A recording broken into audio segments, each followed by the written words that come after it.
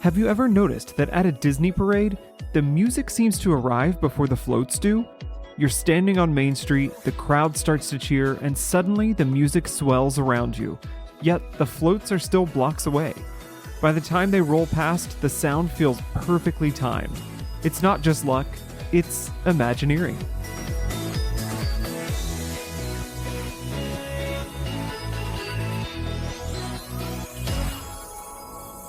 Hi everyone, it's Steven. While we're in between seasons, we're sharing some special off-season content, like today's Micromagic episode. If you're new here, Micromagic is our way of zooming in on a fascinating corner of Disney history and Imagineering. In only 5 minutes, we'll unpack details, share trivia, and highlight the innovations that make the park so unique. Think of it as a quick, concentrated dose of Disney storytelling. So, how does parade music really work? A lot of people assume the music simply comes from the floats. And yes, the floats do have speakers, but the real magic is how those onboard tracks blend with hundreds of hidden speakers along the route, all coordinated by a system that knows exactly where every float is at any moment. Starting in the 1980s, Disney created a system called Mickey Track, also known as DEX, or the Digital Entertainment Control System. This was revolutionary at the time.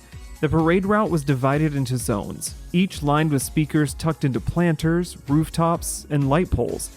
The floats themselves were fitted with transmitters, and the pavement was embedded with sensor pucks. As a float rolled over a sensor, the system knew exactly where it was, down to a few feet. That's when the blending trick happens. Imagine you're listening to the Festival of Fantasy parade. The opening float approaches, and as it crosses a sensor, the next zone of speakers fades up with that float's music. For a few seconds, you're hearing the float and the speakers at the same time, seamlessly layered. Then, as the float passes, the zone audio fades down again, and the next float's theme takes over. This crossfading means that the parade soundtrack feels continuous no matter where you're standing. Guests at the Castle Hub might be hearing one piece of music, while guests down on the end of Main Street are hearing something entirely different, but it's all perfectly synchronized. Behind the scenes, it's run out of a control room, aka Parade Central. Think of it as air traffic control for floats. Operators can see the exact position of each unit on the screen, thanks to those road sensors and onboard trackers. Every float is color-coded, moving along a map of the route in real time.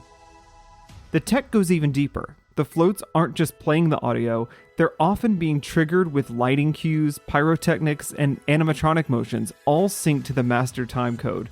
In fact, the system uses something called SMPTE timecode, which is the same technology used in film production to keep picture and sound quality perfectly in sync.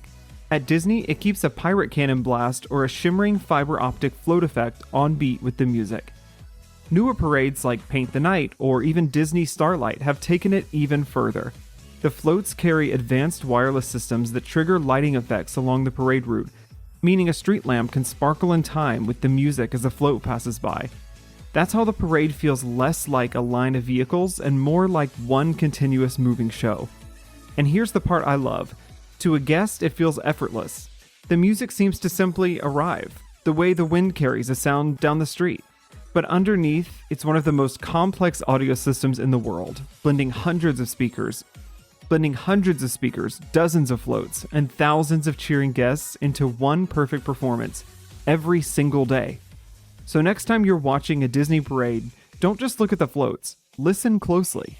You'll notice the soundtrack creeping in before the show arrives. It's Imagineering's way of pulling you into the magic one beat ahead. Thanks for exploring this corner of Disney entertainment Imagineering with me today. If you love a parade as much as I do, go back and check out the 2 episodes where we created our own. Club Cool Down from Season 1, Episode 5, and Rhythm of the Kingdom from Season 2, Episode 5. Apparently, Episode 5 is where we get parade happy. If you enjoyed this Micromagic, follow us on Instagram at Idiots Imagineering as we gear up for Season 4, with a few surprises along the way. And don't miss our first ever State of the Kingdom episode dropping next Monday. Until then, keep dreaming, keep learning, and remember, if you can dream it, you can make a podcast about it. Bye!